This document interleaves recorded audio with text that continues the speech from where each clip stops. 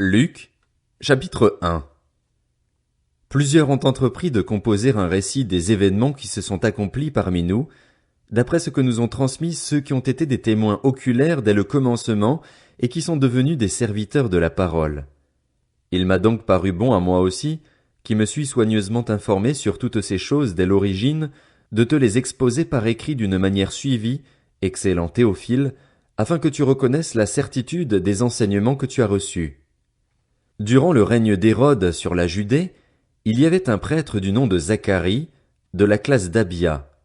Sa femme était une descendante d'Aaron et s'appelait Élisabeth.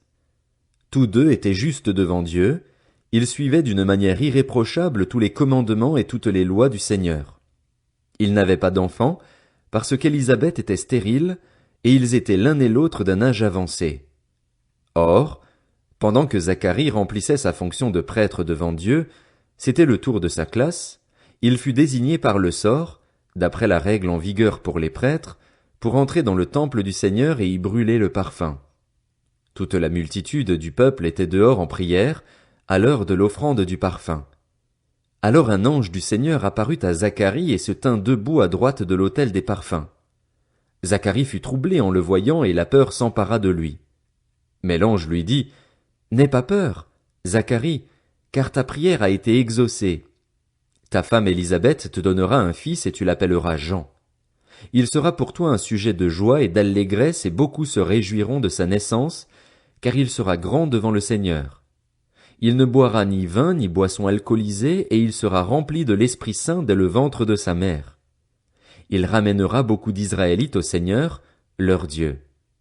Il marchera devant Dieu avec l'esprit et la puissance d'Élie pour ramener le cœur des pères vers leurs enfants et les rebelles à la sagesse des justes, afin de préparer pour le Seigneur un peuple bien disposé.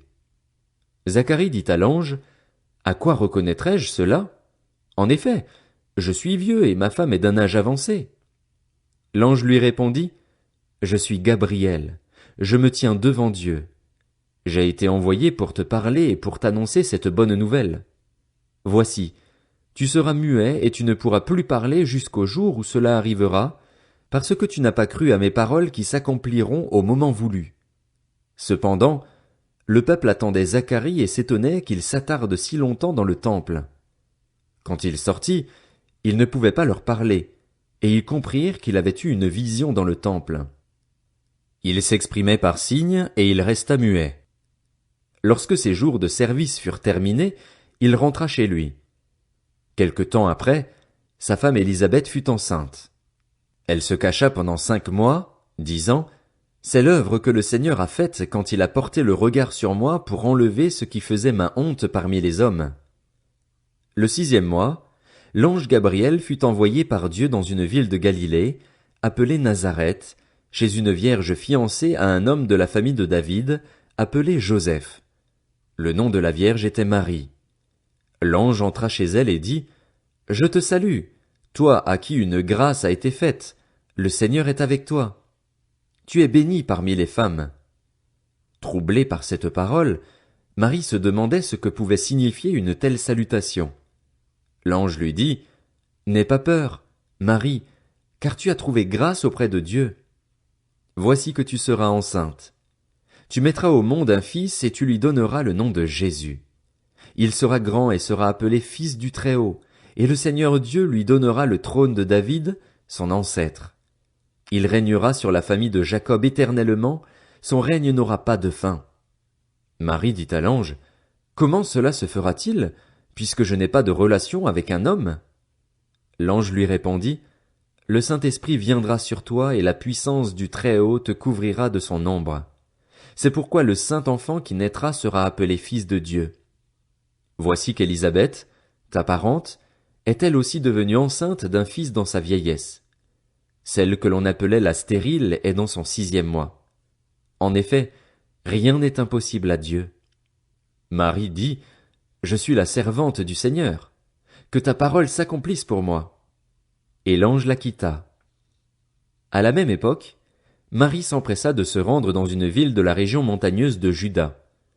Elle entra dans la maison de Zacharie et salua Élisabeth. Dès qu'Élisabeth entendit la salutation de Marie, Son enfant remua brusquement en elle et elle fut remplie du Saint-Esprit.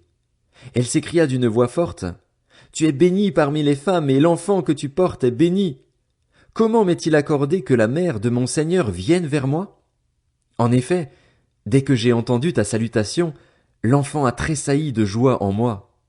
Heureuse celle qui a cru, parce que ce qui lui a été dit de la part du Seigneur s'accomplira. » Marie dit, « Mon âme célèbre la grandeur du Seigneur et mon esprit se réjouit en Dieu, mon Sauveur, parce qu'il a porté le regard sur son humble servante. En effet, voici, désormais toutes les générations me diront heureuse, parce que le Tout-Puissant a fait de grandes choses pour moi. Son nom est saint, et sa bonté s'étend de génération en génération sur ceux qui le craignent. Il a agi avec la force de son bras, il a dispersé ceux qui avaient dans le cœur des pensées orgueilleuses. Il a renversé les puissants de leur trône et il a élevé les humbles. Il a rassasié de biens les affamés et il a renvoyé les riches les mains vides. Il a secouru Israël, son serviteur, et il s'est souvenu de sa bonté, comme il l'avait dit à nos ancêtres, en faveur d'Abraham et de sa descendance pour toujours.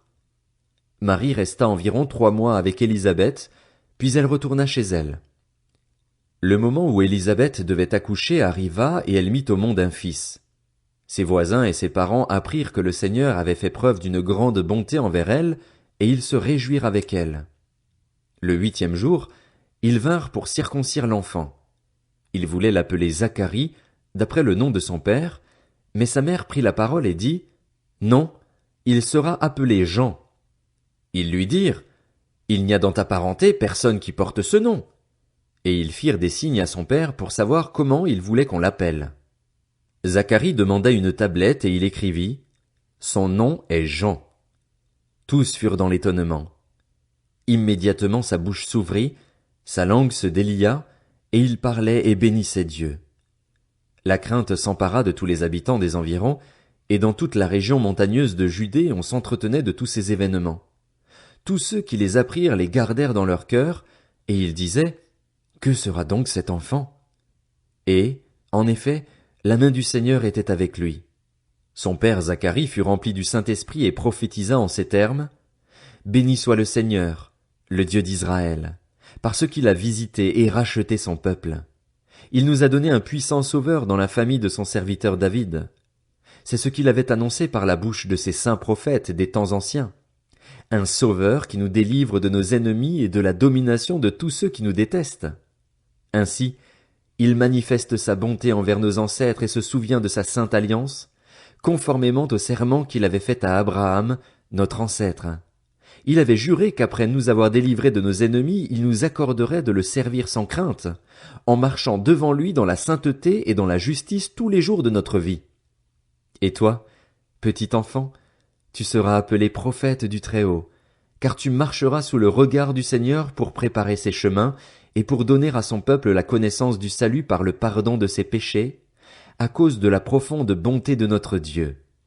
Grâce à elle, le soleil levant nous a visités d'en haut pour éclairer ceux qui sont assis dans les ténèbres et dans l'ombre de la mort, pour diriger nos pas sur le chemin de la paix. L'enfant grandissait et se fortifiait en esprit. Il resta dans les déserts jusqu'au jour où il se présenta devant Israël.